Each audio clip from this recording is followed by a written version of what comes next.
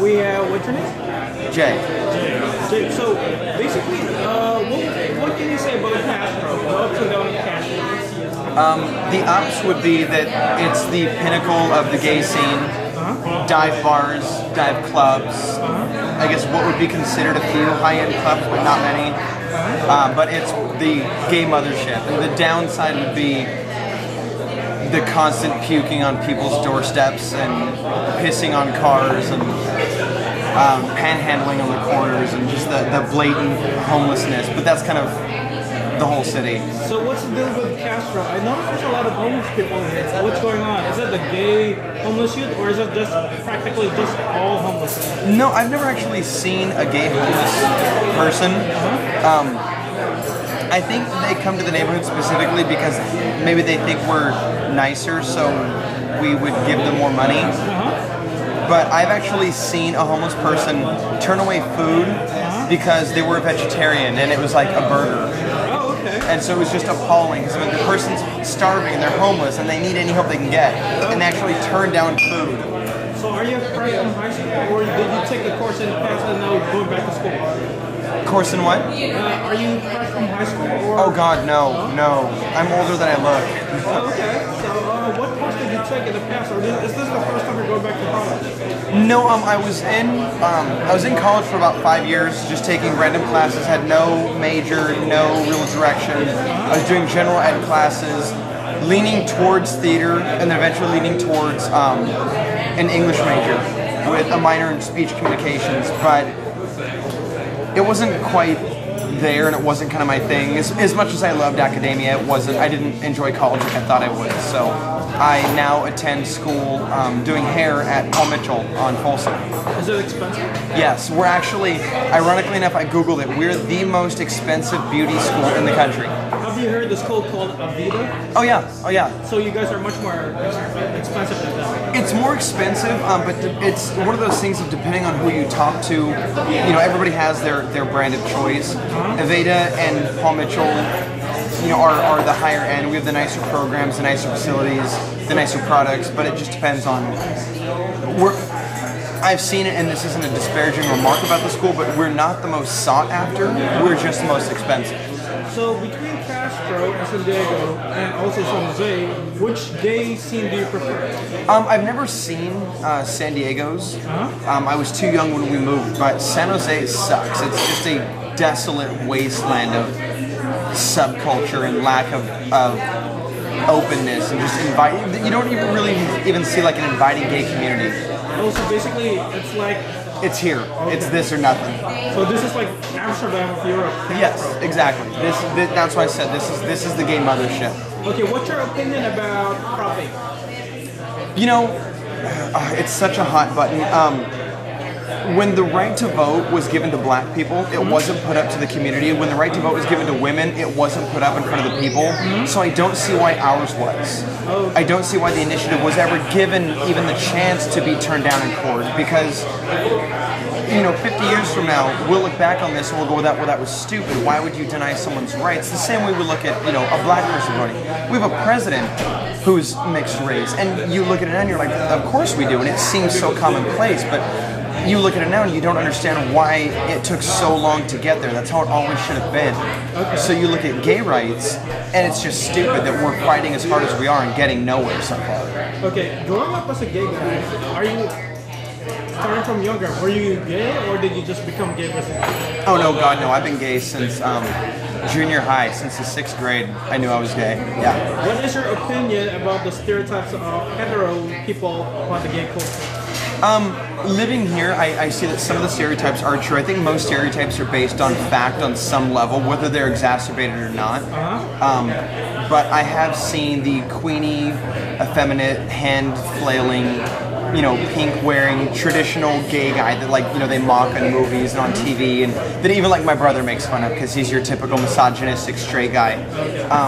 But, I think all stereotypes are based on some truth, but it's a generalization. I mean, I'm as gay as they come, and I have pink clothing, but I'm not, decked out in my queer attire tonight, so. So, in your opinion, what would you classify yourself as, a butch gay, femme gay? No, I'm queer. Yeah, I mean, I'm not butch by any means, but I'm not as effeminate as they come. I mean, I see nothing wrong with being on either end of the spectrum. I have an issue with gay guys who label themselves as like straight acting. If you wanted to act straight, that means that you see something wrong with just kind of being the way you are. If you're just a butch gay guy, then that's one thing. But call yourself that. To say that you're straight acting is to kind of degrade the gay community and say that, oh, I am one of you, but I don't act like that. Okay. So it's a little disheartening. So I noticed in Castro, some people would refer Castro as majority of the gay guys here are older than 30 or 40 years old. Only a few younger gay guys hang around here. Is that true? No. I actually see the majority of the people that I see out are in their early to mid 20s. You see a lot of kids who come out and they're like just 21. Okay. So they're experiencing the scene. But most of the people that go out, my group of friends are all about my age, and they range anywhere from say 25 to 35. But for the most part, you see, mainly newbie kind of kids in the gay community. They're 21 to 25 and seeing what the gay clubs are like. One thing I noticed about as a bodybuilder, I noticed at the gym, there's a lot of closer case married guys who would experiment with gay guys or bisexual guys. What is your opinion about that topic? I think, there are negative ways to look at everything, and I think that's a very positive way to look at something. If somebody's questioning their sexuality and they're unsure of how they feel, the fact that there is a safe place, granted the gym wouldn't be what you'd expect to be that venue, but that there is a place that they can go and look at other guys work out. It's basically like watching live porn. You watch guys work out, they shower, they're in the steam room. There's no interaction necessarily between them, but they get the experience of being around it, just being in at least a close vicinity to it. Okay. Because a lot of them would never approach somebody in a club or on the street or in a restaurant. So I think it's fine. I think it's kind of fun actually. Okay. So what is your opinion about bisexuality and bi-curious guys? Is it fact or is it like gay guys that can't come out? I always said buy now, gay later. I've never met a single, and this isn't to say that there aren't, but I've never met a single bisexual man who stayed bisexual. Eventually they come out as gay. I think it's a stepping stone. Typically they're people who come from an upbringing or a belief system for whatever reason that you can't be gay, so being bisexual allows them to hold on to that fragment of heterosexuality. They like women, they're masculine, but still give in to the part that they actually want to, and usually it's a transitional stage. But again, I'm not the definitive word on it. I don't pretend to be, it's just my opinion. Are a majority of the gay community Democrats or Republicans? Most of us that I've seen are Democratic.